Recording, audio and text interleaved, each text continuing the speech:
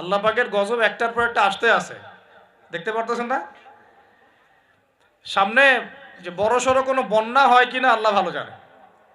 বলা হচ্ছে যে একটা জলোচ্ছ্বাসের মানে ঝুঁকির মধ্যে আছে বিশ্বের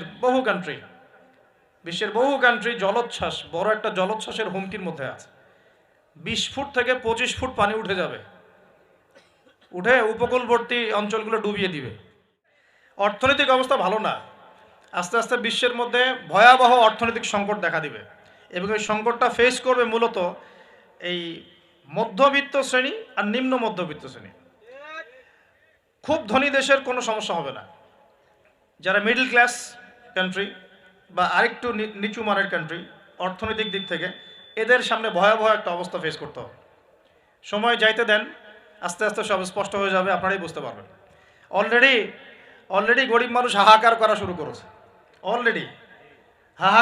শুরু করেছে, বড় লোকের তো কোনো সমস্যা নাই।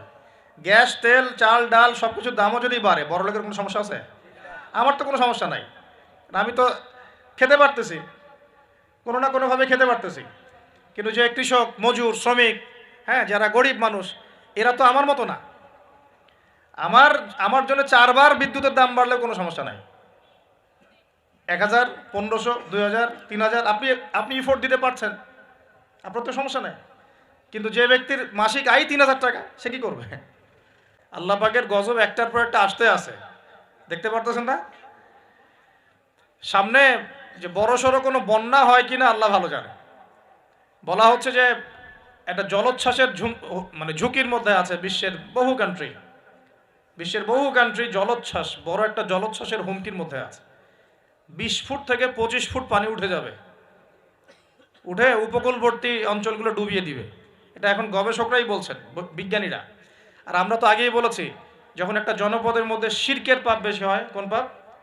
শিরকের পাপ। শিরক শুধুমাত্র ওই মূর্তি পূজা করাই শিরক নয়, আপনাদেরকে জানাই দিতে চাই, কবর পূজা করাও শিরক।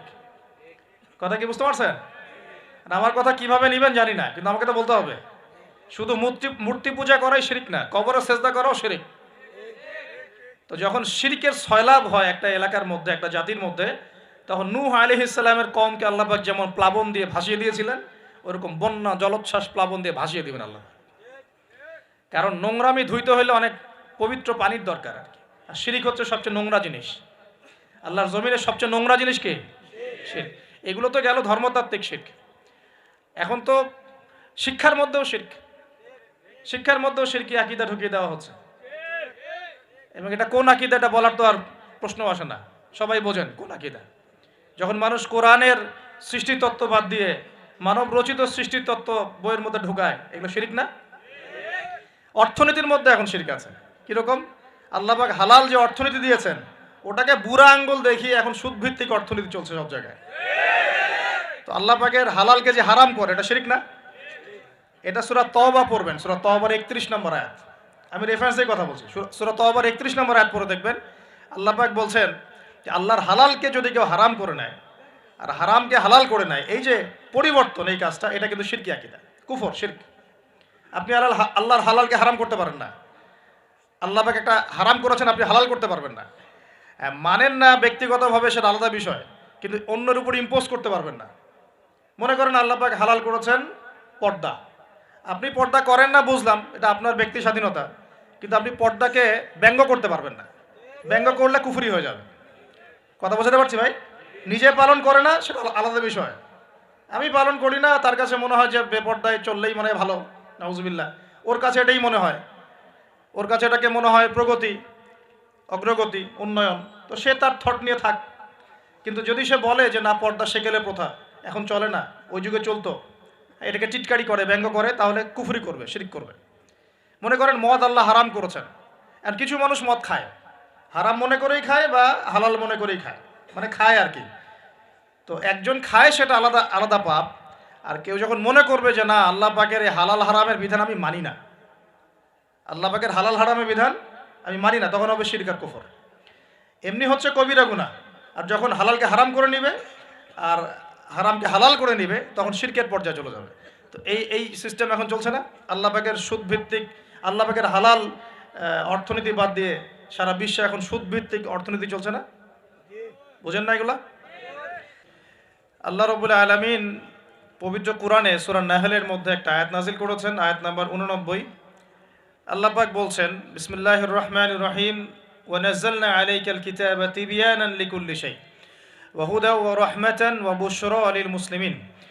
আল্লাহ পাক নবী মুহাম্মদ সাল্লাল্লাহু আলাইহি ওয়াসাল্লামকে বলছেন, হে নবী মুহাম্মদ সাল্লাল্লাহু আলাইহি ওয়াসাল্লাম, আমি তোমার প্রতি এমন একটা কিতাব নাজিল করেছি, এই কিতাব আল কোরআনুল কারীম। হে নবী মুহাম্মদ সাল্লাল্লাহু আলাইহি ওয়াসাল্লাম, আমি আপনার প্রতি এমন একটা কিতাব নাজিল করেছি যে কিতাবটা হচ্ছে তিবিয়ানান লিকুল্লি শাই, অর্থাৎ এই পৃথিবীর প্রতিটা বিষয়কে ব্যাখ্যা করবে, মানুষের জীবনের প্রতিটা বিষয়কে ব্যাখ্যা করবে, এমন একটা কিতাব আমি নাজিল করেছি। বলেন সুবহানাল্লাহ। শুধু তাই নয়, ওয়াহুদান, এবং এই কিতাবটা ব্যাখ্যা তো করবেই, একই সাথে হেদায়াত মানে পথ দেখাবে, ওয়া রাহমাতান, এবং এই কিতাবটা হচ্ছে আল্লাহর পক্ষ থেকে রহমত বা অনুগ্রহ, দয়া। 3, 4, ওয়া বুশরা লিল মুসলিমিন, এবং এই কিতাবের সামনে যে নিজের ইচ্ছাকে সঁপে দিবে, যে আত্মসমর্পণ করবে, এই মুসলিমদের জন্য এই কিতাবটা হচ্ছে বুশরা মানে সুসংবাদ। তাহলে আল্লাহ পাক এই আয়াতের মধ্যে আল কোরআনকে 4টা বিষয় বলেছেন। 1, আল কোরআন হচ্ছে প্রতিটা বিষয়ের ব্যাখ্যা, 1 নাম্বার। 2, আল কোরআন হচ্ছে হেদায়াত মানে পথ প্রদর্শক, পথ নির্দেশ আপনাকে দিবে, গাইডেন্স। 3 নাম্বার, এই কিতাব হচ্ছে রহমা মানে দয়া, আল্লাহর পক্ষ থেকে অনুগ্রহ। 4 নাম্বার, এই কিতাব হচ্ছে বুশরা সুসংবাদ। কাদের জন্য সুসংবাদ? যারা এই কিতাবের সামনে আত্মসমর্পণ করবে, মুসলিমদের জন্য। তো এই আয়াত থেকে বুঝতে পারছি যে কোরআনে আল্লাহ পাক এমন কোনো বিষয় নাই যেটা ব্যাখ্যা করেন নাই, এবং কোরআনের প্রাসঙ্গিক ব্যাখ্যা হিসেবে আল্লাহ রাব্বুল আলামিন আবার হাদিস নাজিল করেছেন, যেটাকে আমরা সুন্নাহ বলি। এর দলিল কোথায়? সূরা হাশর আয়াত নাম্বার 7। কত নম্বর আয়াত? সূরা হাশর 7 নম্বর আয়াত। আল্লাহ পাক বলছেন, ওয়া মা আতাকুমুর রাসূলু ফাখুযু, রাসূল সাল্লাল্লাহু আলাইহি ওয়াসাল্লাম যা যা দেন নিয়ে নাও। রাসূল সাল্লাল্লাহু আলাইহি ওয়াসাল্লাম যা যা দেন নিয়ে নাও। ওয়া মা নাহাকুম আনহু ফান্তাহু, রাসূল সাল্লাল্লাহু আলাইহি ওয়াসাল্লাম যা যা ছেড়ে দিতে বলেন, নিষেধ করেন, ছেড়ে দাও। এখন রাসূল যা দেন সেটা কি কোরআনে আছে না হাদিসে আছে? বলেন। আচ্ছা, রাসূল যা থেকে নিষেধ করেন সেগুলো কি কোরআনে আছে না হাদিসে আছে? মনে করেন আমরা বললাম ঈশার নামাজ কয় রাকাত? ফরজ নামাজ 4 রাকাত। আর 4 রাকাত নামাজের মধ্যে মোট কতগুলো সেজদা হবে? 1 রাকাতে আমরা কয়টা সেজদা করব, কয়টা রুকু করব, রুকুর তাসবিহ কি পড়ব এবং কয়বার করে পড়ব, সেজদার তাসবিহ কি পড়ব, কয়বার করে পড়ব, 2 সেজদার মাঝখানে বসবো কিনা, 2 সেজদার মাঝখানে কোনো দোয়া পড়ব কিনা, রুকু থেকে উঠে সামি আল্লাহু লিমান হামিদা বলে রব্বানা ওয়া লাকাল হামদ বলতে হবে কিনা, এই খুঁটিনাটি বিষয়টা কি আপনি কোরআনে পাবেন? পাবেন না। কোরআনে পাবেন যে আপনাকে 5 ওয়াক্ত সালাত ফরজ করা হয়েছে। এখন আপনি হাদিসে গিয়ে পাবেন যে সালাতের ওয়াক্ত কেমন হবে, কখন হবে, কিভাবে ওযু করতে হবে, আপনি জুনুবি অবস্থায় থাকলে কিভাবে ফরজ গোসল করবেন, কিভাবে মেসওয়াক করবেন, ওযুর সময় কি আগে ধোবেন, বিসমিল্লাহ বলে কি আগে মাথা মাসা করবেন নাকি আগে হাতের কবজি পর্যন্ত ধোবেন, কি করবেন, ধারাবাহিকতা কেমন হবে, নামাজের দিকে আপনি কিভাবে যাবেন, কিরকম পোশাক পরলে নামাজ হবে, কেমন করলে নামাজ হবে না, কোন ওয়াক্তে নামাজ পড়লে নামাজ হবে, কোন ওয়াক্তে পড়লে হবে না, কোন ওয়াক্তের নামাজ কত রাকাত হবে, কোন রাকাতে কয়টা সেজদা করবেন, কয়টা রুকু করবেন, ইত্যাদি, মানে খুঁটিনাটি বিষয়। এই খুঁটিনাটি বিষয়গুলো কিন্তু আছে হাদিসে। কোথায় আছে ভাই? এই হাদিস এবং সুন্নাহ প্লাস কোরআন, এই দুটোকে মিলেই হচ্ছে ওয়াহি, আল্লাহ পাকের ওয়াহি। এখন অনেকেই এই আয়াতের ভুল ব্যাখ্যা করতে পারেন যে আল্লাহ পাক তো বলেছেন কোরআনের সমস্ত বিষয় আমি ব্যাখ্যা করেছি, তাহলে হাদিসের কি প্রয়োজন আছে? উত্তর হচ্ছে আল্লাহ পাক কোরআনের সমস্ত বিষয়ের মূল নীতি ব্যাখ্যা করেছেন, আর হাদিসে গিয়ে এর বিস্তারিত ব্যাখ্যা করেছেন। আমি কি বুঝাতে পারছি? আরেকটা দলিল সূরা নাজম আয়াত নাম্বার 3-4। সূরা নাজম আয়াত নাম্বার 3-4 আল্লাহ রাব্বুল আলামিন বলছেন যে ওয়ামা ইয়ানতিকু আনিল হাওয়া, মুহাম্মদ সাল্লাল্লাহু আলাইহি ওয়াসাল্লাম নিজের মন গড়া কোনো কথা বলেন না। মুহাম্মদ সাল্লাল্লাহু আলাইহি ওয়াসাল্লাম নিজের মন গড়া একটা শব্দ উচ্চারণ করেন না। ইন হুয়া ইল্লা ওয়াহয়ু ইউহা, তিনি শুধু অতটুকু কথা বলেন যেটা তার কাছে ওহী করা হয়। সুবহানাল্লাহ। যখন থেকে নবী সাল্লাল্লাহু আলাইহি ওয়াসাল্লামের কাছে নবুয়ত এসেছে, এরপর থেকে একটা শব্দ নবী সাল্লাল্লাহু আলাইহি ওয়াসাল্লাম আল্লাহর হুকুম ছাড়া বলেন নাই। একদিন এক ব্যক্তি এসে জিজ্ঞাসা করছিল যে আল্লাহর কাছে সবচেয়ে নিকৃষ্ট জায়গা কোনটা আর সবচেয়ে উৎকৃষ্ট জায়গা কোনটা। নবী সাল্লাল্লাহু আলাইহি ওয়াসাল্লাম চুপ করে থাকলেন অনেকক্ষণ। তিনি চুপ করে আছেন মানে তার কাছে ওহী নাজিল হচ্ছে। কি নাজিল হচ্ছে? ওহী। কিছু কিছু সাহাবী বলতেন, যেমন একজন সাহাবীর নাম হচ্ছে যায়েদ ইবনে হারেসা। তিনি একদিন বলেছিলেন যে একদিন নবী সাল্লাল্লাহু আলাইহি ওয়াসাল্লাম আমার পাশে বসেছিলেন, তার উরু, তার পায়ের এই অংশটা আমার পায়ের উপরে ছিল। হয় না অনেক সময় আমরা বসি না একসাথে মসজিদের মধ্যে, তো এইরকম একটা অবস্থায় আল্লাহর রাসূলের উপর ওহী চলে আসছে। তো সাহাবী বলছেন ওই সময় আমার কাছে মনে হচ্ছিল যে আমার পাটা মনে হয় ভেঙে গুঁড়া হয়ে যাবে। আমার কথা বুঝতে পারছেন না? ওহীর যে একটা ভার, ওহী আসছে, তিনি বুঝতে পারছেন যে তার ফিজিক্যালি তার মধ্যে অন্যরকম একটা স্ট্রেংথ চলে আসছে।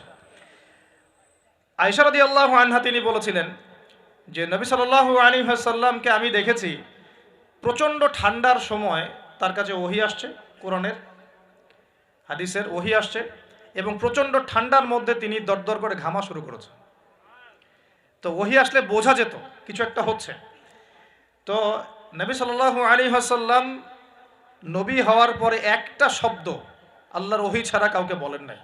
এটা হচ্ছে ইসলামের একটা প্রামাণ্যতা, মানে ইসলাম যে এতই নিখুঁত, এতই নিপুণ, এখানে যার্রা পরিমাণ বাতিল ঢোকার কোনো সুযোগ নাই। তো এই ব্যক্তি জিজ্ঞাসা করছিলেন আল্লাহর কাছে সবচেয়ে উৎকৃষ্ট জায়গা কোনটা, নিকৃষ্ট জায়গা কোনটা। নবীজি উত্তর দিচ্ছেন না, চুপ করে আছেন। তার মানে ওহী নাজিল হচ্ছে এখন। বেশ কিছুক্ষণ পর তিনি বললেন, শোনো, ওই ব্যক্তি কোথায় যে প্রশ্ন করেছিল? বলা হলো ওই যে, ডেকে নিয়ে আসো। তাকে কাছে ডেকে বলা হচ্ছে, শোনো, আল্লাহর কাছে সবচেয়ে উৎকৃষ্ট জায়গা হচ্ছে মসজিদ। কোন জায়গা ভাই? মসজিদ। আর আল্লাহর কাছে সবচেয়ে নিকৃষ্ট জায়গা হচ্ছে বাজার। কোন জায়গা? বাজার। যেটা আমাদের এখন বেশি বেশি বাজার, ঘন ঘন বাজার। শেষ জামানায় বাজার ঘন ঘন হবে, কিয়ামতের আলামত। বাজার ঘাট হবে খুব ঘন ঘন, বাসা থেকে বের হলেই বাজার। এটা হয় না এখন? তো এত কিছু চোখে দেখার পরেও মানুষকে বোঝাতে হয় যে হাতে সময় কম। আল্লাহ পাকের গজব একটার পর একটা আসতে আছে, দেখতে পারতেছেন না? সামনে যে বড় সড়ো কোনো বন্যা হয় কিনা আল্লাহ ভালো জানে। বলা হচ্ছে যে একটা জলোচ্ছ্বাসের মানে ঝুঁকির মধ্যে আছে বিশ্বের বহু কান্ট্রি। বিশ্বের বহু কান্ট্রি জলোচ্ছ্বাস, বড় একটা জলোচ্ছ্বাসের হুমকির মধ্যে আছে। 20 ফুট থেকে 25 ফুট পানি উঠে যাবে, উঠে উপকূলবর্তী অঞ্চলগুলো ডুবিয়ে দিবে। এটা এখন গবেষকরাই বলছেন, বিজ্ঞানীরা। আর আমরা তো আগেই বলেছি, যখন একটা জনপদের মধ্যে শিরকের পাপ বেশি হয়, কোন পাপ? শিরকের পাপ। শিরক শুধুমাত্র ওই মূর্তি পূজা করাই শিরক নয়, আপনাদেরকে জানাই দিতে চাই, কবর পূজা করাও শিরক। কথা কি বুঝতে পারছেন? আমার কথা কিভাবে নেবেন জানি না, কিন্তু আমাকে তো বলতে হবে। শুধু মূর্তি পূজা করাই শিরক না, কবরে সেজদা করাও শিরক। তো যখন শিরকের সয়লাভ হয় একটা এলাকার মধ্যে, একটা জাতির মধ্যে, তখন নূহ আলাইহিস সালামের কওমকে আল্লাহ পাক যেমন প্লাবন দিয়ে ভাসিয়ে দিয়েছিলেন, ওরকম বন্যা জলোচ্ছ্বাস প্লাবন দিয়ে ভাসিয়ে দিবেন আল্লাহ। কারণ নোংরামি ধুইতে হলে অনেক পবিত্র পানির দরকার আর কি। আর শিরক হচ্ছে সবচেয়ে নোংরা জিনিস। আল্লাহর জমিনের সবচেয়ে নোংরা জিনিস কি? শিরক। এগুলো তো গেল ধর্মতাত্ত্বিক শিরক। এখন তো শিক্ষার মধ্যেও শিরক, শিক্ষার মধ্যেও শিরকি আকীদা ঢুকিয়ে দেওয়া হচ্ছে। এবং এটা কোন আকীদা, এটা বলার তো আর প্রশ্ন আসে না, সবাই বোঝেন কোন আকীদা। যখন মানুষ কোরআনের সৃষ্টিতত্ত্ব বাদ দিয়ে মানব রচিত সৃষ্টিতত্ত্ব বইয়ের মধ্যে ঢুকায়, এগুলো শিরক না? অর্থনীতির মধ্যে এখন শিরক আছে। কিরকম? আল্লাহ পাক হালাল যে অর্থনীতি দিয়েছেন, ওটাকে বুড়া আঙ্গুল দেখিয়ে এখন সুদভিত্তিক অর্থনীতি চলছে সব জায়গায়। তো আল্লাহ পাকের হালালকে যে হারাম করে, এটা শিরক না? এটা সূরা তওবা পড়বেন, সূরা তওবার 31 নম্বর আয়াত। আমি রেফারেন্সেই কথা বলছি। সূরা তওবার 31 নম্বর আয়াত পড়ে দেখবেন, আল্লাহ পাক বলছেন যে আল্লাহর হালালকে যদি কেউ হারাম করে নেয় আর হারামকে হালাল করে নেয়, এই যে পরিবর্তন, এই কাজটা, এটা কিন্তু শিরকি আকীদা, কুফর, শিরক। আপনি আল্লাহর হালালকে হারাম করতে পারেন না। আল্লাহ পাক একটা হারাম করেছেন, আপনি হালাল করতে পারবেন না। মানেন না ব্যক্তিগতভাবে, সেটা আলাদা বিষয়, কিন্তু অন্যের উপর ইম্পোজ করতে পারবেন না। মনে করেন আল্লাহ পাক হালাল করেছেন পর্দা। আপনি পর্দা করেন না বুঝলাম, এটা আপনার ব্যক্তি স্বাধীনতা, কিন্তু আপনি পর্দাকে ব্যঙ্গ করতে পারবেন না। ব্যঙ্গ করলে কুফরি হয়ে যাবে। কথা বোঝাতে পারছি ভাই? নিজে পালন করে না সেটা আলাদা বিষয়। আমি পালন করি না, তার কাছে মনে হয় যে বেপর্দায় চললেই মনে হয় ভালো, নাউজুবিল্লাহ। ওর কাছে এটাই মনে হয়, ওর কাছে এটাকে মনে হয় প্রগতি, অগ্রগতি, উন্নয়ন। তো সে তার থট নিয়ে থাক। কিন্তু যদি সে বলে যে না, পর্দা সেকেলে প্রথা, এখন চলে না, ওই যুগে চলতো, এটাকে টিটকারি করে, ব্যঙ্গ করে, তাহলে কুফরি করবে, শিরক করবে। মনে করেন মদ আল্লাহ হারাম করেছেন, আর কিছু মানুষ মদ খায়, হারাম মনে করেই খায় বা হালাল মনে করেই খায়, মানে খায় আর কি। তো একজন খায় সেটা আলাদা আলাদা পাপ, আর কেউ যখন মনে করবে যে না, আল্লাহ পাকের এই হালাল হারামের বিধান আমি মানি না, আল্লাহ পাকের হালাল হারামের বিধান আমি মানি না, তখন হবে শিরক আর কুফর। এমনি হচ্ছে কবিরা গুনাহ। আর যখন হালালকে হারাম করে নিবে আর হারামকে হালাল করে নিবে, তখন শিরকের পর্যায়ে চলে যাবে। তো এই এই সিস্টেম এখন চলছে না। আল্লাহ পাকের সুদ ভিত্তিক, আল্লাহ পাকের হালাল অর্থনীতি বাদ দিয়ে সারা বিশ্বে এখন সুদ ভিত্তিক অর্থনীতি চলছে না? বুঝেন না এগুলা? অর্থনৈতিক অবস্থা ভালো না।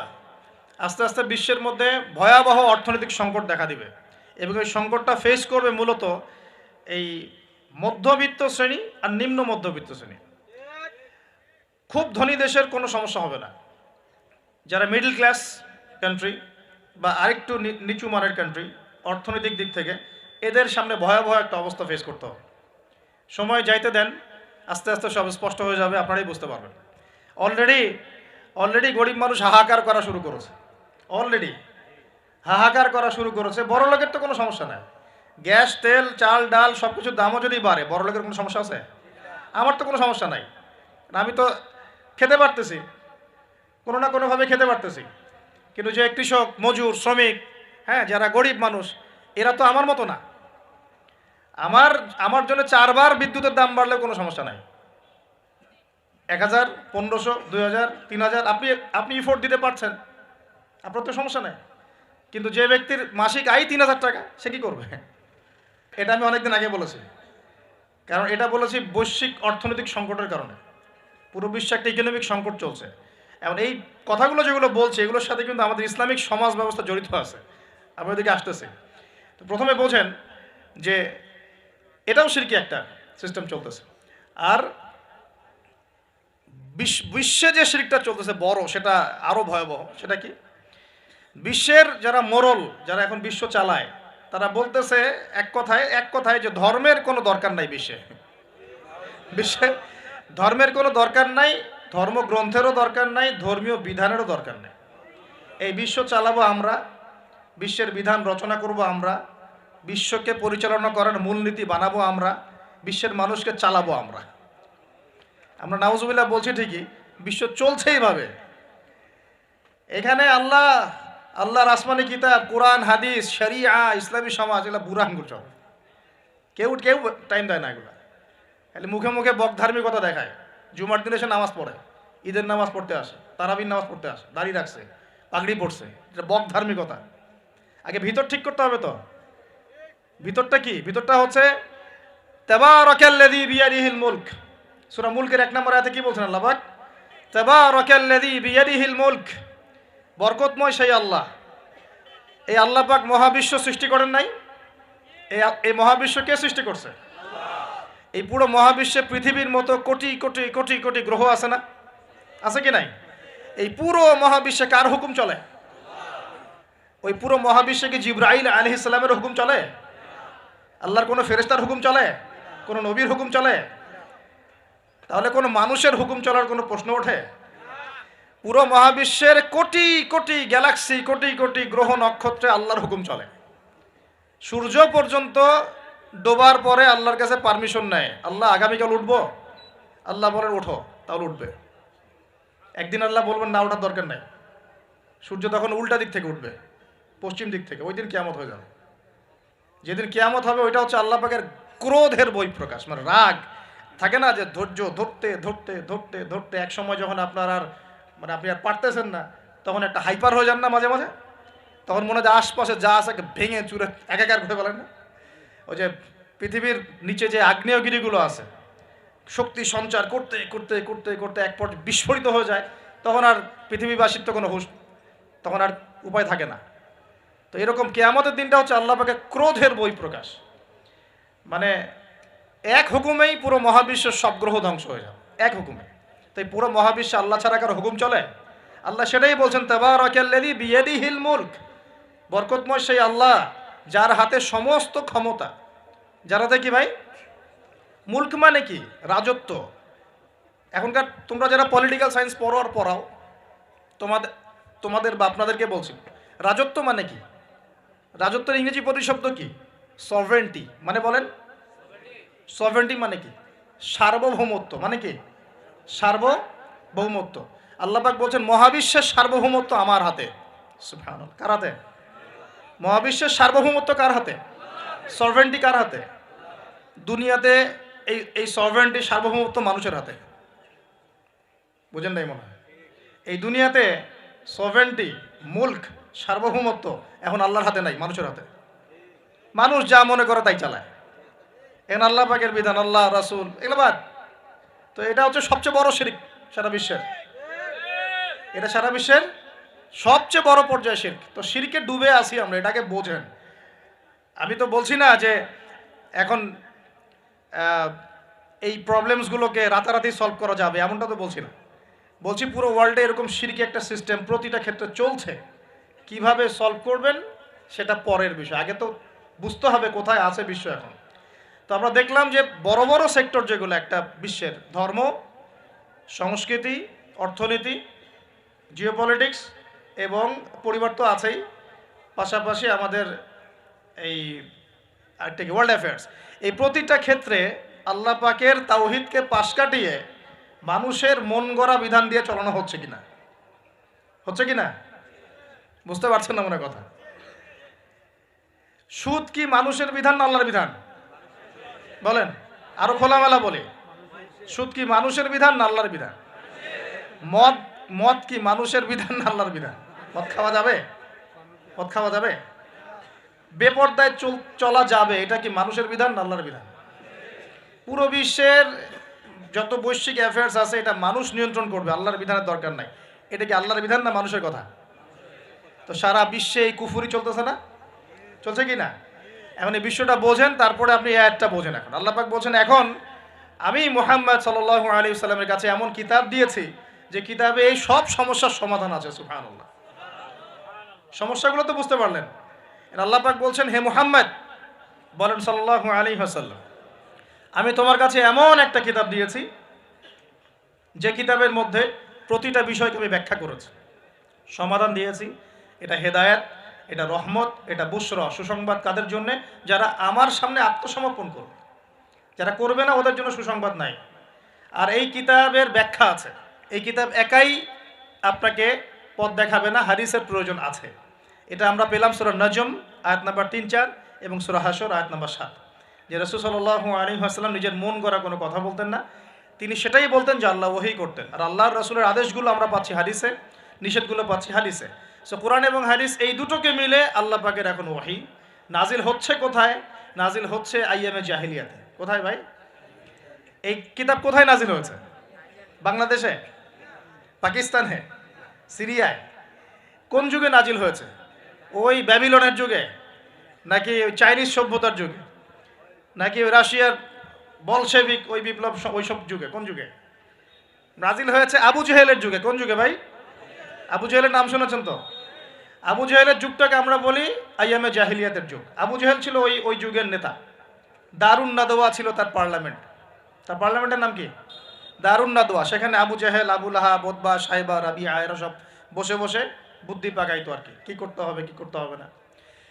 বাই দ্য ওয়ে, এই আবু জেহেল, আবু লাহাবরা কিন্তু আল্লাহকে বিশ্বাস করত। আল্লাহ বলে যখন আছে এবং আল্লাহর কাছে যে ফিরে যেতে হবে এটাও তারা বিশ্বাস করত কিছু কিছু ক্ষেত্রে। কিন্তু আল্লাহ পাকের কোনো বিধান তারা মানত না। আল্লাহ পাকে পাওয়ার জন্য মাধ্যম পূজা করত। তারা কিন্তু 360টা মূর্তির পূজা এই কারণে করতো না, যে তারা আল্লাহকে বিশ্বাস করে না এমন নয় বিষয়টা। তারা আল্লাহকে বিশ্বাস করত, আল্লাহকে পাওয়ার মাধ্যম হিসেবে তারা এগুলোর পূজা করত। সূরা জুমার পড়েন, সূরা জুমারের 1, 2, 3 আয়াত পড়ে দেখেন আবু জেহেলদের কথা আল্লাহ বলেছেন। তারা বলতো, মা না'বুদুহুম, আমরা এই লাত উজ্জা মানাতের উপাসনা এই কারণে করি, শুধু এই কারণে করি, লিয়ুকাররিবুনা ইলাল্লাহি যুলফা, যে এই লাত উজ্জা মানাত হবল এই যে মূর্তিগুলো, এগুলো আমাদেরকে আল্লাহ পর্যন্ত পৌঁছে দিবে, এই কারণে করতো। ওরা কিন্তু আল্লাহকে অস্বীকার করতো না। এমনকি বদর যুদ্ধে যাওয়ার সময়ও আবু জেহেল কিন্তু কাবা ঘরে দোয়া করে গেছে। তারা কিন্তু হজ ওমরাও করতো, বিকৃত হজ ওমরা করতো। তো এটা মনে করবেন না যে আবু জেহেলরা আল্লাহকে বিশ্বাস করতো না। এবার আবু জেহেলকে চিনতে পারছেন? আবু জেহেল কেমন ব্যক্তি? যে আল্লাহকে বিশ্বাস করে ঠিকই, কিন্তু আল্লাহ পাকের কোনো বিধান মানতে চায় না। তো এখন এই 90 আবু জেহেলরা আমাদের সমাজে আছে কি নাই বলে? আমি কি মিলাইতে পারতেছি? আমি আবার চেষ্টা করছি আপনাদেরকে সহজ করে বোঝানোর জন্য, কিন্তু পারছি কিনা জানি না। অনেক সময় হয় কি যে নিজেরা অনেক কিছু বুঝি কিন্তু বোঝাতে পারি না। বোঝাতে পারাটাও একটা আল্লাহ পাকের রহমত। মানে কাউকে বোঝাতে পারানোটা কিন্তু আল্লাহ পাকের রহমত। অনেক সময় দেখবেন আপনি বুঝতে পারছেন অনেক কিছু, কিন্তু মানুষকে বোঝাতে পারছেন না। তা আমি চেষ্টা করছি বোঝানোর জন্য, আমি কতটুকু পারছি আমি জানি না। এই যে আবু জেহেলকে চিনতে পারলেন? আবু জেহেল এমন একজন বুদ্ধিজীবী মানুষ, খুব বুদ্ধি তার, কারণ তার নাম হচ্ছে আবুল হাকাম। কি নাম? আবুল হাকাম। আবু জেহেলের নাম আবু জেহেল না, আবু জেহেলের নাম আবুল হাকাম, মানে জ্ঞানের পিতা। ওই সমাজের মানুষ তাকে বলতো জ্ঞানের পিতা। জ্ঞানের পিতা, ফিলোসফার, সে দার্শনিক, সে বুদ্ধিজীবী। বুঝতে পারছেন না কথা? আইয়ামে জাহিলিয়াতের মানুষ তাকে সম্মান দিয়ে কথা বলতো, তাকে বলতো তুমি জ্ঞানের পিতা। তা আমাদের ইসলাম তাকে আবু জেহেল কেন বলছে তাহলে? কারণ সে আল্লাহ পাককে চিনত। আল্লাহ পাককে চেনার পরেও আল্লাহ পাকের বিধানকে সরাসরি বিরোধিতা করেছে। কোনো অজ্ঞ মানুষ ছাড়া এই কাজ কেউ করতে পারে? তো এখন বলেন, এরকম মানুষ সমাজে আছে কি নাই? এই 90 আবু জেহেলরা আছে না নাই? আছে রে ভাই, আছে। আছে না? এরকম মানুষও পৃথিবীতে সমাজে আছে। তো এখন বলেন, আবু জেহেলদের যুগে আল্লাহ পাক কুরআন হাদিস নাজিল করলেন কেন? কি প্রয়োজন ছিল? উত্তর, আবু জেহেলদের যুগের মধ্যে বর্তমান সময়ের মতো শিরক ছিল। কি ছিল ভাই? আবু জেহেলদের যুগে বর্তমান সময়ের মতো সুদ ছিল, সুদ। আবু জেহেলদের যুগে বর্তমান সময়ের মতো মাদক ছিল। আবু জেহেলদের যুগে বর্তমান সময়ের মতো মেয়েদের প্রতি এই বর্বর আচরণ ছিল, মানে নারীর অবমাননা ছিল। বরং আমি খোলামেলাই বলি, আবু জেহেলের যুগ থেকে এই যুগে নারীর অবমাননা আরো বেশি। আবু জেহেলের যুগে এত ধর্ষণ হয় নাই। আবু জেহেলের যুগে মেয়েরা এরকম ছেলেদের পোশাক পরে ঘুরে নাই। আবু জেহেলের যুগে ঘরে ঘরে পরকিয়া ছিল না।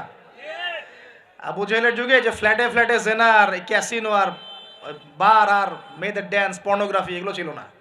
এগুলো কোনোটাই আবু জেহেলের যুগে ছিল না। ওই যুগটাকে তো খুব আমরা গালিগালাজ করতে পছন্দ করি। হ্যাঁ, একদম জাহিলি যুগ, আইয়ামে জাহিলিয়াত, তাই না? মেয়েদেরকে একদম জীবন্ত কবর দেওয়া হতো, এই কথা বলি না? তো এখন আবার কোথায় মেয়েকে সম্মান দেওয়া হচ্ছে? এত সেদিন বললাম না, এখন তো মেয়েকে হলে ডেকে নিয়ে পায়জামা খুলে ফেলে দেওয়া হচ্ছে না? কোন কোন ক্ষেত্রে কলেজ ছাত্রীদেরকে মনোরঞ্জনের পাত্র বানানো হয়েছে। দেখলেন না কয়দিন আগে কি ঘটনা ঘটলো ঢাকায়? তো এখন আবার মেয়েদের কোথায় সম্মান দেওয়া হচ্ছে? তারপরেও একটা শালীন পোশাক তো ছিল। এই যে আপনারা তো লন্ডন লন্ডন করেন খুব, ওখানে কি দেখে আসেন? কি দেখে আসেন? ওখান থেকে দেখে এসে এখানে কোটি কোটি টাকার বাড়ি বানাচ্ছেন, 1 কোটি 2 কোটি 3 কোটি। 1 বছর পর ভেঙে আবার নতুন করে করেন, তাই না? এমনও তো কিছু মানুষ আছে আপনাদের সমাজে, আমি জানি। শোনেন, তাব্বাত ইয়াদা আবি লাহাবি ওয়া তাব, সূরাটা পড়েছেন? আবু লাহাবের 2 হাত ধ্বংস হোক। আবু লাহাবের পাপ ছিল অন্য, সে নবী সাল্লাল্লাহু আলাইহি ওয়াসাল্লামের সাথে কটূক্তি করত, বিরোধিতা করত। কিন্তু আবু লাহাব সম্পর্কে আল্লাহ পাক কি বলছেন? মা আগনা আনহু মালুহু ওয়া মা কাসাব। আবু লাহাবের মাল সম্পদ এবং যা সে অর্জন করেছে এই দুনিয়াতে, এগুলো তাকে জাহান্নামের আগুন থেকে বাঁচাতে পারবে না। এই বিশাল প্রপার্টি আপনাকে জাহান্নামের আগুন থেকে বাঁচাতে পারবে না যদি এই প্রপার্টির হক আদায় না করেন। এই রিজিকের হক যদি ঠিকঠাক আদায় না করেন, জাকাত না দেন, দরিদ্রের হক না দেন, মিসকিনের হক না দেন, আত্মীয়র হক না দেন, প্রতিবেশীর হক না দেন, ইসলামের আল্লাহর ফি সাবিলিল্লাহ দান সদকা না করেন, এই বিশাল প্রপার্টি আপনাকে কিয়ামতের মাঠে বাঁচাতে পারবে না। মা আগনা আনহু মালুহু ওয়া মা কাসাব সায়াসলা নারান যাতা লাহাবিন ওয়া ইমরাআতুহু হাম্মালাতাল হাতাব ফি জিদিহা হাবলুম মিন মাসাদ। সূরাগুলো পড়বেন। কোরআন তো শুধুমাত্র তাবিজ করার জন্য কোরআন নাজিল করা হয়নি। তাবিজ করার জন্য কোরআন নাজিল করা হয়েছে নাকি? কোরআনের আয়াত ছিঁড়ে ছিঁড়ে এখন মাদুরির মধ্যে ঢুকিয়ে গলায় ঝুলে রাখার জন্য কোরআন নাজিল হয়েছে? বলেন তো। কোরআনের আয়াত একটা ছিঁড়ে এভাবে আমি র্যাপিং করে গলার মধ্যে ঢুকায় রেখে দিলাম, বাস কোরআনের হক আদায় হয়ে গেল। ডক্টর আপনাকে একটা প্রেসক্রিপশন দিয়েছেন, মনে করেন তোমার কোভিড হয়েছে, তোমাকে এখন এই প্রেসক্রিপশন অনুযায়ী চলতে হবে।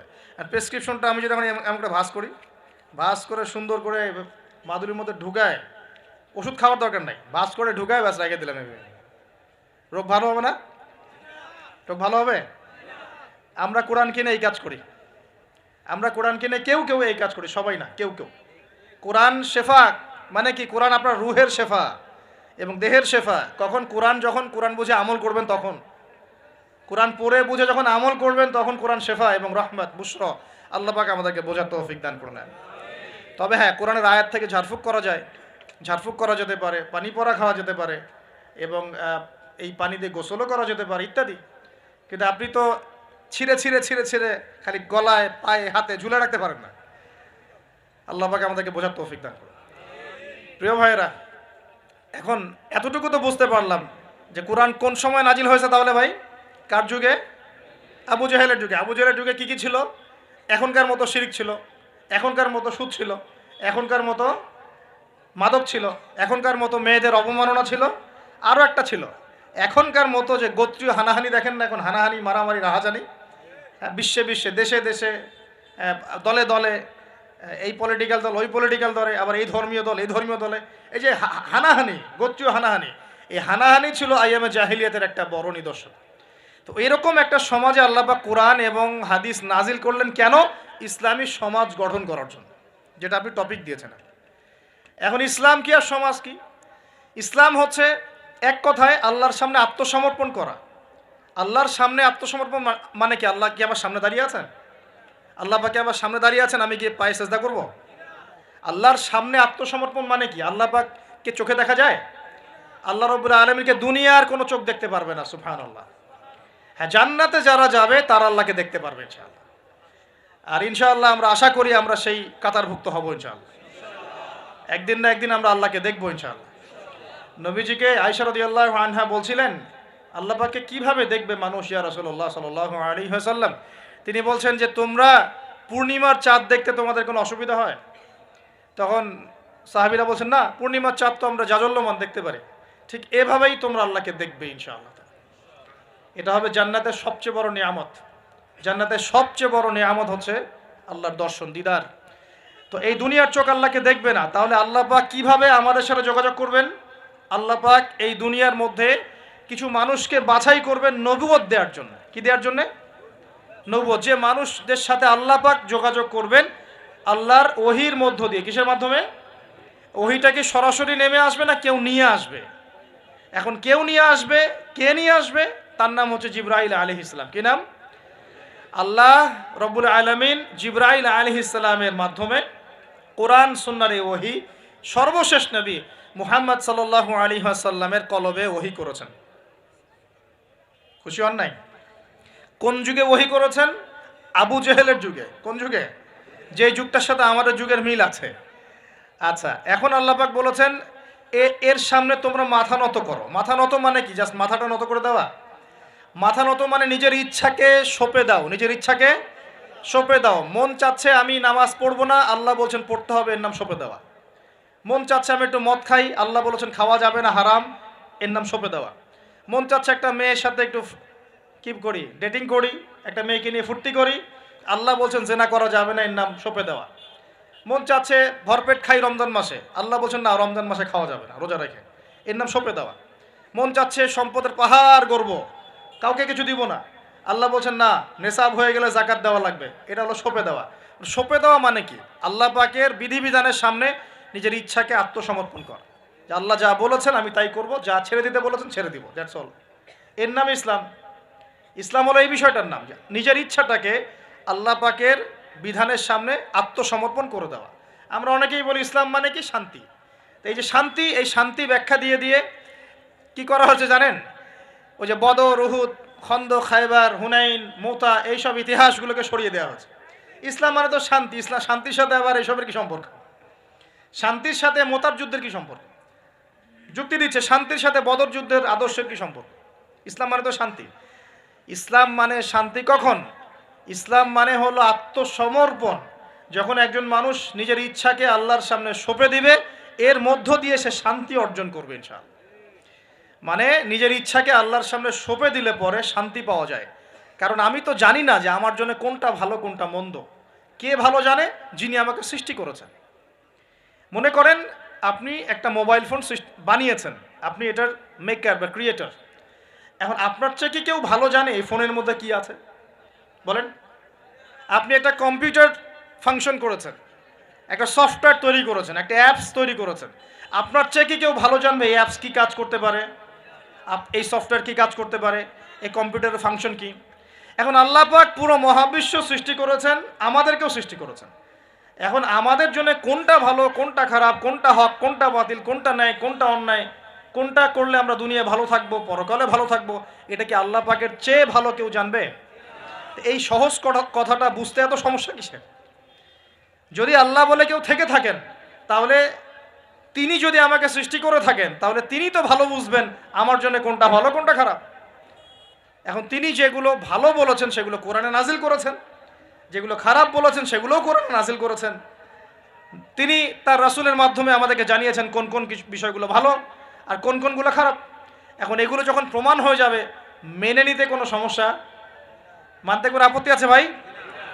এই মেনে নেওয়ার নাম হলো ইসলাম। মেনে নেওয়ার নাম কি ভাই? ইসলাম। এখন দ্বিতীয় প্রশ্ন হচ্ছে, ইসলাম কি পরিপূর্ণ না অসম্পূর্ণ? উত্তর হচ্ছে আল্লাহ পাক সূরা মাইদার 3 নম্বর আয়াতে বলছেন। কত নম্বর আয়াত?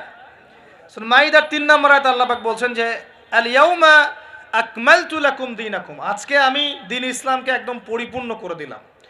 ওয়া আতমামতু আলাইকুম নি'মাতি, তোমাদের উপর আমার নিয়ামতকে পূর্ণতা দিলাম।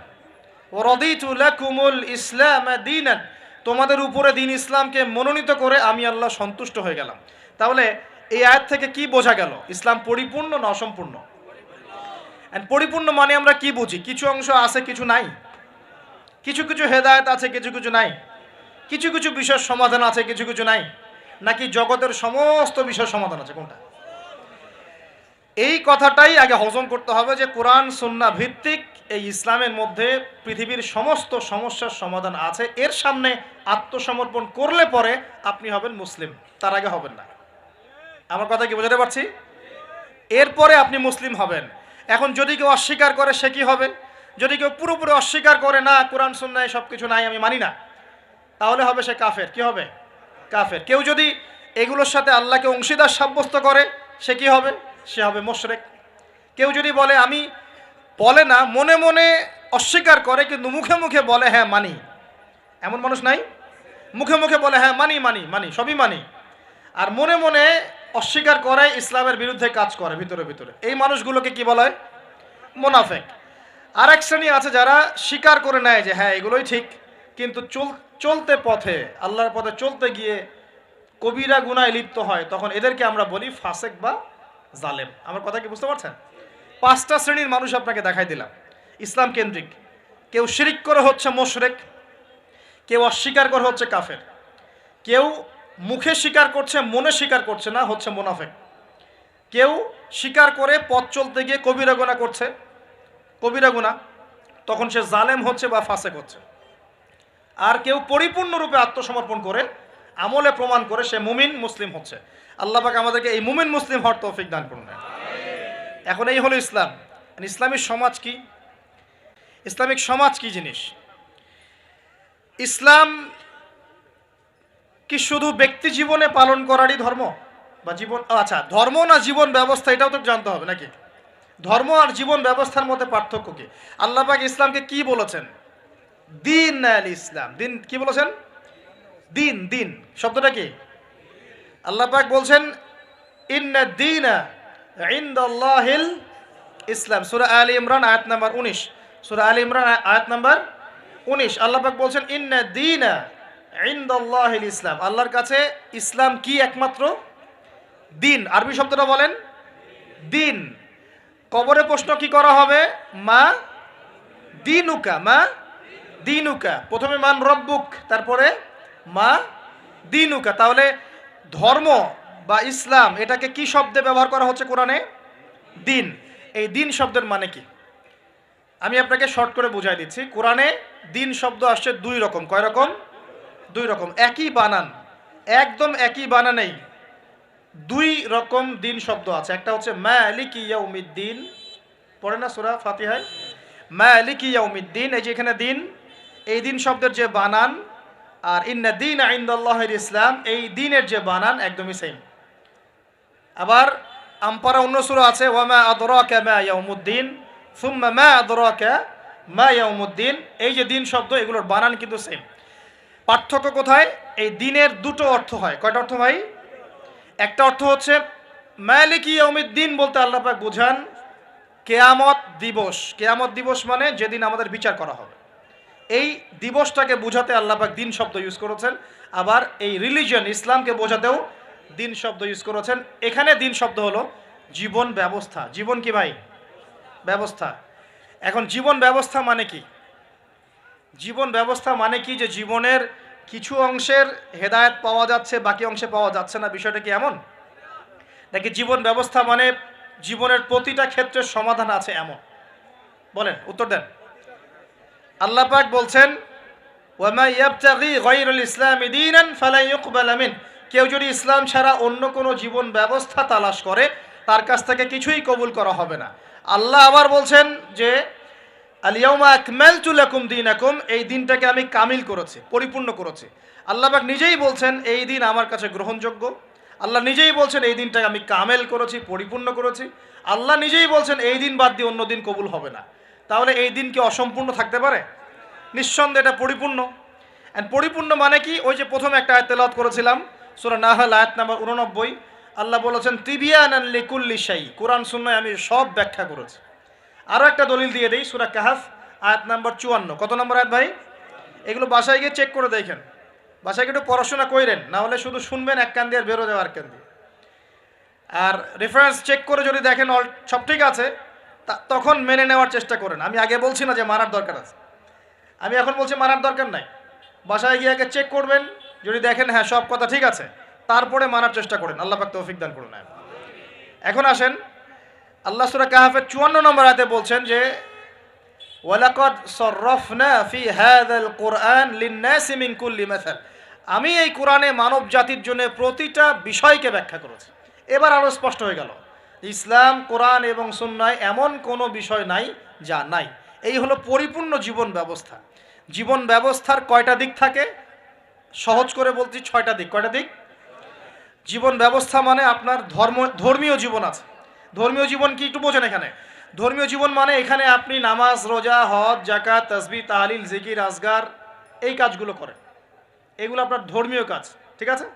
আচ্ছা, একটা জীবন হলো আপনার পারিবারিক জীবন। পারিবারিক জীবনে আপনার বিয়ে, শাদী, সন্তান প্রতিপালন, স্ত্রীদের হক আদায়, মা বাবা, ভাই বোন ইত্যাদি, এই যে পুরো একটা পরিবার বন্ড, এই যে সিলাতুর রাহিম, আত্মীয়তার রক্তের সম্পর্ক, এটা আপনি রক্ষা করেন। এটা হলো আপনার পারিবারিক লাইফ। 2 নাম্বার। 3 নাম্বার হচ্ছে আপনার একটা সাংস্কৃতিক জীবন আছে, মানে আপনি কি সংস্কৃতি ফলো করবেন, কোন কালচার ফলো করবেন, এটা একটা জীবন আছে। 4 নাম্বার হচ্ছে আপনার ইকোনমিক লাইফ, আপনার অর্থনৈতিক জীবন। এখানে আপনি ব্যবসা বাণিজ্য, চাকরি বাকরি, মুআমালাত, এই বিষয়গুলো করবেন। 5 নাম্বার আপনার পলিটিক্যাল লাইফ, যেখানে আপনি আল্লাহ পাকের খলিফার দায়িত্ব পালন করবেন। আর 6 নাম্বার হচ্ছে গ্লোবাল অ্যাফেয়ার্স, মানে আপনি পুরো ওয়ার্ল্ডকে ডিল করবেন কিভাবে, যদি আপনি রাষ্ট্রের প্রধান হন বা আপনার রাষ্ট্রের দায়িত্ব থাকে।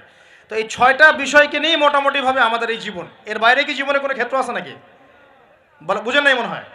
ধর্ম আমাদের জীবন না, অর্থনীতি আমাদের জীবন না, পরিবার আমাদের জীবন না, আমাদের সংস্কৃতি, আমাদের রাজনীতি, সমাজ এবং বিশ্ব, এর বাইরে কিছু আছে নাকি? এই হলো দুনিয়া। এর বাইরে পরকাল আছে। এর বাইরে কি? পরকাল। ওই পরকালে তো মুক্তির জন্যই কোরআন, সুন্নাহ এবং ইসলাম, নাকি? এটা তো আমাদের গন্তব্য। দুনিয়ার প্রতিটা সমাধানও ইসলামে পাচ্ছি। এখন তাহলে বুঝতে পারলাম ইসলামী সমাজ মানে কি। ইসলামী সমাজ মানে যে সমাজে শুধুমাত্র কোরআন এবং সুন্নাহ চলে, অন্য কিছু চলে না। কথা কি ক্লিয়ার হচ্ছে না? বুঝাতে পারছি না? আচ্ছা, একটু নড়াচড়া কম করেন। আমরা খুব লম্বা আলোচনা করব না ইনশাআল্লাহ, একটু ধৈর্য ধরেন। সমাজ ব্যবস্থা বুঝাতে পারলাম কি ভাই? সমাজ ব্যবস্থা কি? ইসলামী সমাজ ব্যবস্থা কি? মানে যে সমাজের মধ্যে আল্লাহর ওহী, কোরআন এবং সুন্নাহ আল্লাহ পাকের বিধান চলে, বাইরে কিছু চলে না। এর বাইরে কি চলতে পারে? এর বাইরে যদি এমন কিছু চলে, লিসেন ভেরি কেয়ারফুলি, এর বাইরে যদি এমন কিছু চলে যেটার সাথে কোরআন সুন্নাহর সংঘর্ষ হচ্ছে, তাহলে সেটাকে ধরে একদম ছুঁড়ে ফেলে দিতে হবে। কথা বুঝতে পারছেন? সমাজে ইসলামী সমাজ আমরা বুঝলাম যে ইসলামী সমাজ মানে যেখানে কোরআন সুন্নাহ ভিত্তিক, আল্লাহ পাকের ওহীর ভিত্তিক সমাজ চলে। এখন এই সমাজে যদি কোরআন সুন্নাহর সাথে সাংঘর্ষিক কিছু চলে, এটাকে ধরে তুলে ছুঁড়ে ফেলে দিতে হবে। এর নাম ইসলাম। এর সাথে আমরা আপোষ করতে পারবো না। আর যদি দেখা যায় সমাজে কিছু জিনিস চলছে যেগুলোর সাথে ইসলামের সাংঘর্ষিকতা নাই, গান বাজনা সাংঘর্ষিকতা নাই, হ্যাঁ, গান বাজনার সাথে সাংঘর্ষিকতা নাই, বোঝাচ্ছি আমি মূলনীতি বলে সহজ করছি, উদাহরণ তো দিব ইনশাআল্লাহ। সমাজে এমন কিছু চলছে যেগুলোর সাথে ইসলামের সাংঘর্ষিকতা নাই, সেগুলো আমরা গ্রহণ করতে পারবো, কোনো সমস্যা নেই। পারবো কি না? মনে করেন একটা সমাজের মানুষ, ট্রেডিশন আছে, এরা মেহমানদেরকে খুব আপ্যায়ন করায়, এমন আছে না অনেক সমাজ, আছে কি নাই? এই কাজটা কি কোরআন সুন্নাহর সাথে সাংঘর্ষিক? তাহলে আমরা সমাজের অংশটা রাখবো কেন? রাখবো না। একটা সমাজে আমরা দেখলাম যে মেয়েরা মাশাআল্লাহ পর্দা তো করেই, পাশাপাশি যখন তারা তাদের গৃহস্থলী কাজগুলো করে তখনও দেখা যায় যে একটা শালীন পোশাক পরে বাসায় কাজকর্ম করছে। এটা ওদের কালচার। আমরা এই কালচারটা রাখতে পারবো না। একটা সমাজে দেখা যাচ্ছে যে এতিমদের ব্যাপারে সমাজের লোকজন খুব সফট। এটা কি কোরআন সুন্নাহর সাথে সাংঘর্ষিক? না। আমরা কি রাখতে পারবো না? একটা সমাজে দেখা যাচ্ছে যে মানুষ এই বৃক্ষরোপণ করতে খুব পছন্দ করে, এমনও কিছু সমাজ আছে, গাছ লাগাইতে সবুজ শ্যামল প্রকৃতি খুব ভালো লাগে, আছে না এমন সমাজ? এই জিনিসটা কোরআন সুন্নাহর সাথে সাংঘর্ষিক? তো রাখতে পারবো না আমরা এটা। এরকম এক্সাম্পল দিয়ে শেষ করা যাবে না। এরকম অগণিত কাজ আছে যেগুলো কোরআন সুন্নাহর সাথে সাংঘর্ষিক নয়, কিন্তু সমাজে চলছে। এগুলোকে ইসলামিক সমাজের আওতাভুক্ত করা যাবে ইনশাআল্লাহ, কোনো সমস্যা নেই। কিন্তু যদি সমাজে এমন কিছু চলে যেগুলো কোরআন সুন্নাহর সাথে সরাসরি সাংঘর্ষিক, যেমন এই যে কারো বিয়ে হলে ধুমধারাক্কা গান হয় কি না? হয় না? এখন এই সংস্কৃতিটার সাথে কোরআন সুন্নাহর আপত্তি আছে। এখন আমরা এটাকে সামাজিকীকরণ করতে পারবো না, ইসলামী সামাজিকীকরণ করতে পারবো না, বরং এটাকে ঐক্যবদ্ধভাবে প্রতিরোধ করতে হবে। সমাজে মনে করেন কোনো সমাজে জুয়া চলে না? তো এই জুয়ার সাথে কি কোরআন সুন্নাহর অনুমতি দেওয়া আছে না সাংঘর্ষিকতা আছে? কন্ট্রাডিকশন আছে না? যেহেতু কোরআন সুন্নাহর সাথে কন্ট্রাডিক্টরি বিষয়, আমরা এই জুয়ার সংস্কৃতি এখানে চলতে দিতে পারি না, বরং আমরা এটাকে প্রতিহত করার চেষ্টা করব। একটা সমাজের মধ্যে মনে করেন বেহায়াপনা, ফ্রি মিক্সিং, জেনা, এগুলোকে উস্কে দেওয়া হচ্ছে। এই প্রতিটা বিষয়ের সাথে কোরআন সুন্নাহর আপত্তি আছে। তাহলে এই জিনিসগুলোকে কি আমরা ইসলামী সমাজ ব্যবস্থা আনতে পারবো? তাহলে আমার বক্তব্য মনে হয় বোঝার খুব বেশি কঠিন হচ্ছে, আমার মনে হচ্ছে না। ইসলামী সমাজ ব্যবস্থায় কোন কোন বিষয় থাকতে পারবে? সর্বপ্রথম আল্লাহ পাকের ওহী থাকতে পারবে। ওহীর বাদ দিয়ে অন্য কিছু চলবে না। কি চলবে? যেগুলোর সাথে ওহীর কোনো সাংঘর্ষিকতা নাই। ওহীর কোনো সাংঘর্ষিকতা নাই এমন বিষয় চলতে পারে। চায়ের জন্য বিখ্যাত আপনারা না, এটা আছে না? আচ্ছা, এখন এটা কি কোরআন সুন্নাহর সাথে সাংঘর্ষিক? এটা একটা সংস্কৃতি। আপনাদের বাসায় গেলে আপনারা চা খাওয়ান এবং এটার সাথে আপনার সংস্কৃতি আছে, আগর আতরের আপনাদের বিজনেস আছে। এই জিনিসটা কি কোরআন সুন্নাহর সাথে সাংঘর্ষিক? বাংলাদেশের অন্য কোনো সমাজে কি আগর আতর এরকমভাবে আছে? আপনাদের সমাজে আছে। তো এটা কিন্তু কোরআন সুন্নাহর সাথে সাংঘর্ষিক নয়। তাহলে আমি এটাকে অবশ্যই ইসলামাইজড করতে পারবো। চায়ের ব্যাপারটা আমি ইসলামাইজড করতে পারবো। কিন্তু যদি একটা সমাজে দেখেন, ঢাকার মতো শহরে গিয়ে দেখলেন মেয়েরা ছেলের পোশাক পরে ঘুরে বেড়াচ্ছে, তো এখন এই জিনিসটাকে কি আপনি ইসলামের আওতায় আনতে পারবেন? পারবেন না। এই হলো ইসলামী সমাজ মানে, যেখানে আল্লাহর ওহী চলে, অন্য কিছু চলে না। হ্যাঁ, কি চলতে পারে? ওহীর সাথে সাংঘর্ষিক বিষয় নাই এমন বিষয় চলতে পারে, কোনো সমস্যা নেই। সেটা রাজনীতিতেও চলতে পারে, সেটা সমাজেও চলতে পারে, সেটা অর্থনীতিতেও চলতে পারে, সেটা আমাদের সংস্কৃতিতেও চলতে পারে, সেটা আমার পরিবার ধর্মেও চলবে ইনশাআল্লাহ। মানে প্রতিটা ক্ষেত্রেই চলতে পারবে যদি কোরআন সুন্নাহর সাথে সাংঘর্ষিক না হয়। আল্লাহ পাক আমাদেরকে বোঝার তৌফিক দান। এখানে কিন্তু প্রযুক্তি অন্তর্ভুক্ত হতে পারে। প্রযুক্তি যেমন এক সময় নবী সাল্লাল্লাহু আলাইহি ওয়াসাল্লামের যুগে ছিল ঘোড়া এবং গাধা, তাই না? উট, ঘোড়া, গাধা, এগুলোর উপরে তারা যুদ্ধ করেছে। এখন দেখা যায় যে মিসাইল, রকেট লঞ্চার, হ্যাঁ, পারমাণবিক ওয়েপেন্স, সভ্যতা চেঞ্জ হয়েছে এবং টেকনোলজি চেঞ্জ হয়েছে। এখন কি এটা কি কোরআন সুন্নাহর সাথে সাংঘর্ষিক হলো? এটা প্রযুক্তিগত বিষয়গুলোকে আমরা অবশ্যই সামাজিকীকরণ করতে পারবো, কোনো সমস্যা নেই। মিডিয়া, এই মিডিয়ার মধ্য দিয়ে ইসলাম প্রচার করা যাবে কি না? যাবে। তাহলে মিডিয়াকে আমরা সামাজিকীকরণ করতে পারবো যদি আমরা এটাকে সঠিকভাবে ব্যবহার করতে পারি। এই বিষয়গুলো আমরা মাথায় রাখবো আর কি। কিন্তু যখন মিডিয়ার মধ্য দিয়ে আপনি ভুল তথ্য প্রচার করবেন তখন পারবেন না। আবার যখন ওই পারমাণবিক ওয়েপন্স আপনি মাজলুমের উপর ফেলে দিবেন তখন সেটা আপনি অ্যাপ্লাই করতে পারবেন না। তো বস্তুবাদী বিষয়গুলো আমরা নিব, কোনগুলো? যেগুলো আমরা ইসলামিকভাবে ইউজ করতে পারি, অনইসলামিক ইউজিং না হয়, অন্যের হক নষ্ট না হয় বা আল্লাহর দ্বীনের কোনো ক্ষতি না হয় ইনশাআল্লাহ তাআলা, সেক্ষেত্রে আমরা এগুলোকে গ্রহণ করতে পারবো। ইসলামের সমাজ আমরা বুঝলাম, ইসলাম কি এক কথায় বুঝলাম, এবং ইসলাম কোন যুগে নাজিল হয়েছে এটাও বুঝলাম। ওই যুগের সাথে আমাদের বর্তমান সমাজে মিল আছে এটাও বুঝলাম। এখন ওই যুগটা চেঞ্জ করেছিলেন কারা? উত্তর, নবী সাল্লাল্লাহু আলাইহি ওয়াসাল্লাম নিজে, এবং তার সাথে ছিলেন সাহাবীরা, এবং সাহাবীদের মধ্যে বেশিরভাগ সাহাবী ছিলেন যুবক। সুবহানাল্লাহ। ওমর যুবক ছিলেন না বুড়া ছিলেন? হামজা যুবক ছিলেন না বৃদ্ধ ছিলেন? হুজাইফা যুবক না বৃদ্ধ ছিলেন? উসমান রাদিয়াল্লাহু আনহু তখন যুবক ছিলেন না বৃদ্ধ ছিলেন? জাফর ইবনে আবি তালেব, আলী ইবনে আবি তালেব, বেলাল ইবনে রাওয়াহ, আব্দুর রহমান বিন আউফ, যায়েদ ইবনে হারেসা, আব্দুল্লাহ বিন মাসউদ, নাম জানা না জানা অসংখ্য সাহাবী, বেশিরভাগ যুবক ছিলেন না বৃদ্ধ ছিলেন? তো নবী সাল্লাল্লাহু আলাইহি ওয়াসাল্লাম কাদেরকে নিয়ে সমাজটা পরিবর্তন করলেন? যুবকরা একটু মনোযোগ দেন, এই অংশটুকু আপনাদের জন্য স্পেশাল। এখান থেকে ফিনিশিংয়ের দিকে যাবো ইনশাআল্লাহ। তো নবী সাল্লাল্লাহু আলাইহি ওয়াসাল্লাম কাদেরকে নিয়ে ওই আবু জেহেলের সমাজ পরিবর্তন করলেন বলেন? এবং কি হাতে নিয়ে করলেন? আল্লাহর ওহী, মানে কোরআন এবং হাদিস। এটাকে শুধু মুখে মুখে আমল করে বলেছেন না নিজে আমল করে দেখিয়েছেন? নিজে বিশ্বাস করেছেন, স্বীকৃতি দিয়েছেন, আমল করেও দেখিয়েছেন, মানুষকে দাওয়াতও দিয়েছেন। এখন একা একা করেছেন না সবাইকে নিয়ে করেছেন? তার মানে ইউনিটি লাগবে। কি লাগবে ভাই? একা একা পারা যাবে না। এই যে আমি একা একা লেকচার দিয়ে যাচ্ছি, আসলে আমি দিন কায়েম করতে পারবো না। এখানে আমি আপনাকে দিনের কিছু নসিহত করতে পারবো, কিছু দাওয়াত দিতে পারবো, কিন্তু আমি কিন্তু এখানে দিন কায়েম করতে পারবো না। একা একা দিন কায়েম করা যায়, একা একাও যায় না, এক শ্রেণীর মানুষকে নিয়েও যায় না। মুসলিমদের মধ্যে মনে করেন যে মুসলিমদের মধ্যে একটা এলাকার মুসলিম আছে, মনে করেন 1 লাখ, কথার কথা বলছি, 1 লাখের মধ্যে 1000 মানুষ সব কিছু বোঝে, বাকিরা এতটা বোঝে না। ওদেরকে বোঝাতে হবে। ওদের কি করতে হবে? বোঝাতে হবে। ওই আমরা যদি মনে করি আমি 1000 আমি সব করতে পারবো, ভুল করবেন। তখন কি হবে? জাহেলিয়াতের সংখ্যা গরিষ্ঠতার স্রোতে আমি হারিয়ে যাব। কথা বুঝতে পারছেন? নবী সাল্লাল্লাহু আলাইহি সাল্লাম কিভাবে করেছেন? তার আগে আমি একটু প্রশ্ন করি, কত বছর লেগেছে তার সমাজ পরিবর্তন করতে?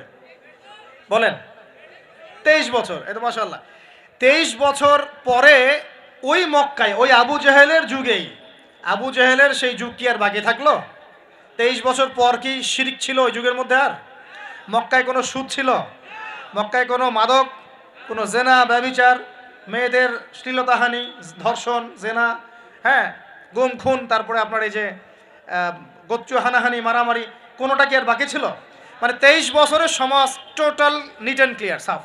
কত বছর? 23 বছর। কীভাবে করলেন? প্রথমত তিনি ওহির জ্ঞানের চর্চা করেছেন, নিজে আমল করেছেন, সাহাবীদেরকে শিখিয়েছেন, এবং সাহাবীরা সবাই মিলে দাওয়াতি কাজ করে একটা জনসমষ্টি তৈরি করেছেন কি না? প্রথমে কি নবী সাল্লাল্লাহু আলাইহি ওয়াসাল্লাম প্রকাশ্যে দাওয়াত দেওয়া শুরু করেছেন? না। প্রথম 3 বছর, কত বছর? তিনটা বছর নবী সাল্লাল্লাহু আলাইহি ওয়াসাল্লাম গোপনে মানুষকে দাওয়াত দিয়েছেন। কিভাবে ভাই? গোপনে, man to man, door to door. আমরা তো এখন খুব অধৈর্য জাতি। কি জাতি ভাই? অধৈর্য। 1 বছর ধরে যদি একটা কথা বলি, পরের বছর ওয়াজ করতে আসলে বলে হুজুর এই ওয়াজ তো গত বছর একবার শুনছি, দরকার অন্য নতুন ওয়াজ করেন। এমন করে না মানুষ? নবী সাল্লাল্লাহু আলাইহি ওয়াসাল্লাম 3 বছর গোপনেই দাওয়াত দিয়েছেন। তিনটা বছর। কাদেরকে দাওয়াত দিয়েছেন? উত্তর, প্রথমত তার নিজের মানুষদেরকে, নিজের স্ত্রী, নিজের যায়েদ ইবনে হারেসা পালক পুত্র ছিলেন, নিজের চাচাতো ভাই জাফর ইবনে আবি তালেব, আলী ইবনে আবি তালেব, নিজের খুব কাছের মানুষ আবু বকর সিদ্দিক রাদিয়াল্লাহু আনহুর হাত ধরে পরে উসমান বিন আফফান, আব্দুর রহমান বিন আউফ, তালহা বিন উবাইদুল্লাহ, জুবাইর বিন আওয়াম, আস্তে আস্তে ছড়িয়ে পড়ছে। তার মানে দাওয়াতি কাজ শুরু করতে হবে কোথা থেকে? আগে বলেন, আগে নিজে, তারপরে কে? নিজের কাছের মানুষ, নিজের পরিবার, নিজের বংশ, নিজের আত্মীয়। এই দাওয়াতি কাজ কি আমাদের করা শেষ? কারা কারা করা শেষ হাত তোলেন দেখি। আগে শুরু করেন। আগে তো নিজেকে দিয়ে শুরু করতে হবে নাকি ভাই? নিজের পরিবারের সবাই নামাজি, নামাজের দাওয়াত দিচ্ছি কিনা? নামাজের দাওয়াতটুকু কি দিচ্ছি? নিজের পরিবারে কি পর্দা কায়েম করতে পারছি? নিজের পরিবারে কি তালিম চালু হচ্ছে? নিজের সন্তানরা কি কোরআন পড়ছে? নিজের পরিবারে কি সবাই রমজান মাসে রোজা রাখছে, হালাল খাচ্ছে? আগে নিজের পরিবার দিকে ফোকাস করেন, আল্লাহ পাক তৌফিক দান করেন। এরপর আল্লাহ ওহী নাজিল করলেন, ওয়ানদির আশিরাতাকাল আকরাবিন। এবার তুমি কাকে সতর্ক করবে? তোমার কাছের আত্মীয় স্বজন, গোত্রের লোককে। তখন তিনি ওই যে পাহাড়ের উপর উঠে ডাকলেন, ইয়া মা আশারাল কুরাইশ, ইয়া মা আশারাল কুরাইশ, তোমরা সবাই আসো। এই বনু আদি, বনু তাইম, হ্যাঁ, বনু মখজুম, তারপরে যে বনু হাশিম, সব গোত্র জড়ো হলো। জড়ো করে তিনি সব গোত্রকে বলছেন যে আমি মুহাম্মদ সাল্লাল্লাহু আলাইহি ওয়াসাল্লাম যদি আপনাদেরকে বলি এই পাহাড়ের পিছনে একটা সেনাবাহিনী অপেক্ষা করছে, আপনাদেরকে আক্রমণ করবে, আপনারা কি আমার কথা বিশ্বাস করবেন? তখন সবাই এক বাক্যে বলল, কেন বিশ্বাস করব না? তোমাকে কখনো আমরা মিথ্যাবাদী পাই নাই, তুমি আস-সাদিকুল আমিন, সত্যবাদী আমিন। তখন নবীজি বললেন যে কুলু লা ইলাহা ইল্লাল্লাহ তুফলিহুন, তোমরা সবাই বলো লা ইলাহা ইল্লাল্লাহ, আল্লাহ ছাড়া কোনো মাবুদ নাই, আল্লাহর বিধান ছাড়া কোনো বিধান নাই, আল্লাহর দাসত্ব ছাড়া কোনো দাসত্ব নাই, তোমরা সফল হয়ে যাবে ইনশাআল্লাহ। তখন ওই যে আবু লাহাব হাততালি দেওয়া শুরু করলো, আর আবু লাহাব ঢিল নিয়ে মারা শুরু করলো। সবাই হাততালি দিচ্ছে, টিটকারি করছে, মস্করা করছে। হ্যাঁ, লিহাদা জামাআতানা, বলছে এই জন্য আমাদেরকে এখানে একত্রিত করেছো, এই বকবকানি শোনার জন্য, এই বাজে কথা বলার জন্য আমাদেরকে এখানে ডেকেছো। তখন থেকে শুরু হলো প্রকাশ্য বিরোধিতা। এবার শুরু হলো ইটপাটকেল, শারীরিক নির্যাতন, মানসিক নির্যাতন, বয়কট, এইটা সেইটা সব। তো এখন বলেন, যে মানুষটা আগে সাদিকুল আমিন ছিল, সত্যবাদী এবং বিশ্বস্ত, এবার সবাইকে ডেকে দাওয়াত দেওয়ার পরপরই তিনি হয়ে গেলেন কাযযাব, মিথ্যাবাদী, হ্যাঁ, সাহের, জাদুকর, ফারেকুল জামাত বিভক্তকারী, মাজনুন, পাগল, এই কথাগুলো মানুষটাকে বলা শুরু করল। তার মানে নবী সাল্লাল্লাহু আলাইহি ওয়াসাল্লামের পদ্ধতিতে আমাকে সমাজে দ্বীন ইসলাম প্রতিষ্ঠা করতে হবে। তার মানে প্রথমে আগে নিজে, তারপর পরিবার, এরপর কাছের মানুষদের মধ্যে ইসলামের প্রচার প্রসার করার চেষ্টা করতে হবে। এবার প্রকাশ্যে দাওয়াতি কাজ করা শুরু হলো। দাওয়াতি কাজ যত প্রকাশ্য হচ্ছে, নির্যাতন নিপীড়ন ততই বাড়ছে। এটাই সুন্নত, যখন নবীর পদ্ধতিতে কেউ দাওয়াতি কাজ করবে তার উপর নির্যাতন নিপীড়ন আসবেই। যদি নির্যাতন নিপীড়ন না আসে, বুঝতে হবে সেটা নবীর পদ্ধতিতে দাওয়াত হচ্ছে না। 100% লিখে রাখে, 100% নবীর পদ্ধতিতে দাওয়াতি কাজ হচ্ছে না। এটা হচ্ছে গোলালু মার্কা দাওয়াতি কাজ, হায়েস নেফাস। আলোচনার টপিক হচ্ছে যে ইস্তেঞ্জা, আলোচনার টপিক ঢিলা কুলুক, আলোচনার টপিক অজু ইস্তেঞ্জা। মানে এগুলো শিখতে কতদিন আর লাগবে? এগুলো শিখতে এখনো শেখা হয়নি এগুলা। আর সারা বিশ্বের অবস্থা, দেশের অবস্থা, অর্থনীতির অবস্থা, সমাজের অবস্থা, কিয়ামতের আলামতে স্পষ্ট হয়ে যাচ্ছে, উম্মার অবস্থা, এগুলো বড় বড় ইস্যুগুলো সব পরে, আগে এগুলো নিয়ে আলোচনা হচ্ছে। তো এগুলো কি আসলে নবীর পদ্ধতিতে দাওয়াতি কাজ হচ্ছে? আল্লাহ পাক আমাদেরকে বোঝার তৌফিক দান করুন। তো প্রিয় ভাইরা, যখন নবী সাল্লাল্লাহু আলাইহি ওয়াসাল্লামের পদ্ধতিতে দাওয়াতি কাজ হবে, তখন কিন্তু নবীর মতো মানে শারীরিক, মানসিক, আর্থিক নির্যাতন কিন্তু আসবেই, এটা মেনে নিতে হবে। সর্বপ্রথম নিজের পরিবার থেকে আসবে। কোত্থেকে আসবে ভাই?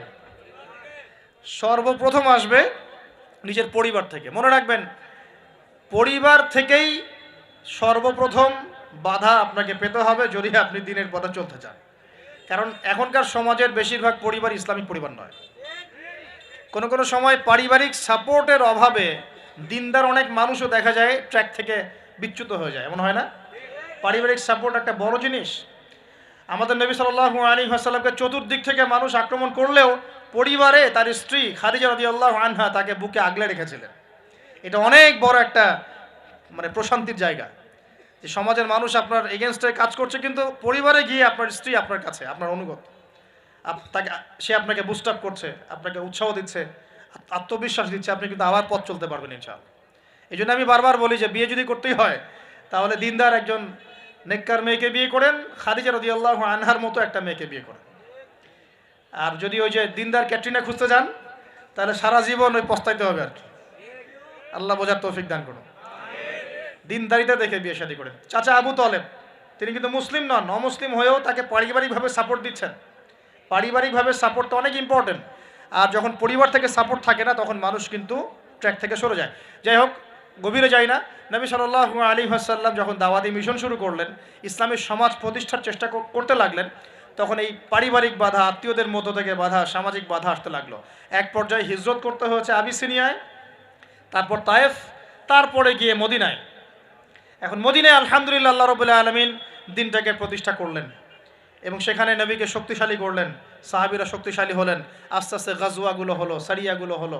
এক পর্যায়ে উইদিন 8 থেকে 10 বছরের মধ্যে যে নিঃস্ব হাতে মক্কা থেকে তারা গেলেন মদিনায়, সেই মক্কাই তারা জয় করলেন বিনা বাধায়, বলা যায় অলমোস্ট বিনা বাধায়। প্রায় লক্ষাধিক সৈন্য, লক্ষাধিক সাহাবীদেরকে নিয়ে পুরো মক্কায়, জাজিরাতুল আরবের মধ্যে দিন প্রতিষ্ঠা হয়ে গেল। হলো কি না? কত বছর সময় লাগছে ভাই বলেন? 23 বছর। আর রাহিকুল মাখতুম বইটা পড়েন, তাহলে আপনি ধাপগুলো বুঝতে পারবেন কিভাবে হয়েছে।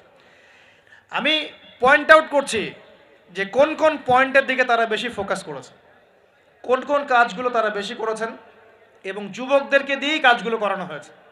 এবং এই কাজগুলো যদি আজকেও বাংলার যুব সমাজ করতে পারে, ইনশাআল্লাহ 23 বছর লাগবে না আমাদের, ইনশাআল্লাহ 23 বছর লাগবে না ইনশাআল্লাহ।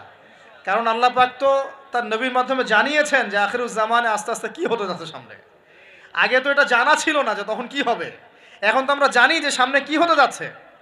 আমরা তো জানি যে ইসলাম কায়েম হচ্ছে সামনে ইনশাআল্লাহ, এটা লিখা হয়ে গেছে। তো আপনি হতাশ হচ্ছেন কেন?